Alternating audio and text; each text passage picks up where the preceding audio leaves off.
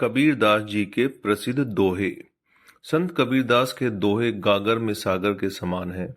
उनका गूढ़ अर्थ समझकर यदि कोई उन्हें अपने जीवन में उतारता है तो उसे निश्चित ही मन की शांति के साथ साथ ईश्वर की प्राप्ति होगी। कबीरदास जी के प्रसिद्ध दोहे हिंदी अर्थ सहित।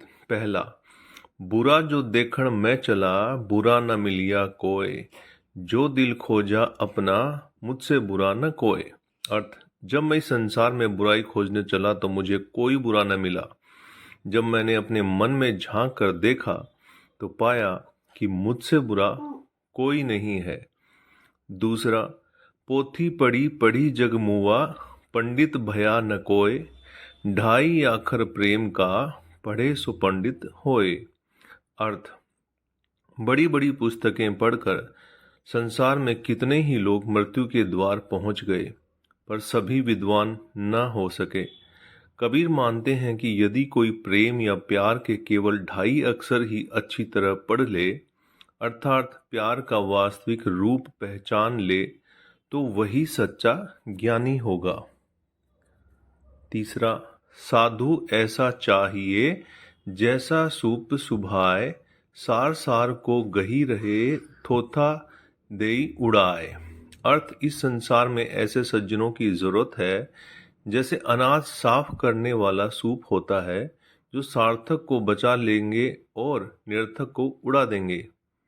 चौथा, तिनका कबहू ना निंदिए, जो पावण तर होए, कबहू उड़ी आखिन पड़े, तो पीर घनेरी होए। अर्थात कबीर कहते हैं कि एक छोटे से तिनके की भी कभी निंदा ना करो जो तुम्हारे पांवों के नीचे दब जाता है। यदि कभी वह तिनका उड़कर आंख में आ गिरे तो कितनी गहरी पीड़ा होती है।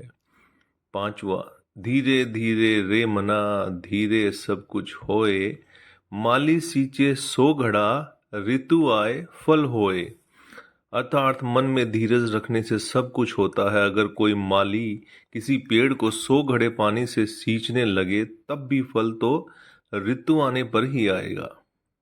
छठा, माला फेरत जुग भया, फिरा न मन का फेर, कर का कन का डार दे, मन का फेर। अर्थात कोई व्यक्ति लंबे समय तक हाथ में लेकर मोती की माला तो घुमाता है, पर उसके मन का भाव नहीं बदलता, उसके मन की हलचल शांत नहीं होती। कबीर की ऐसे व्यक्ति को सलाह है कि हाथ की इस माला को फेरना छोड़कर मन के मोतियों को बदलो या फेरो। सातवां, जाति न पूछो साधु की, पूछ लीजिए ज्ञान, मोल करो तरवार का, पड़ा रहन दो म्यान।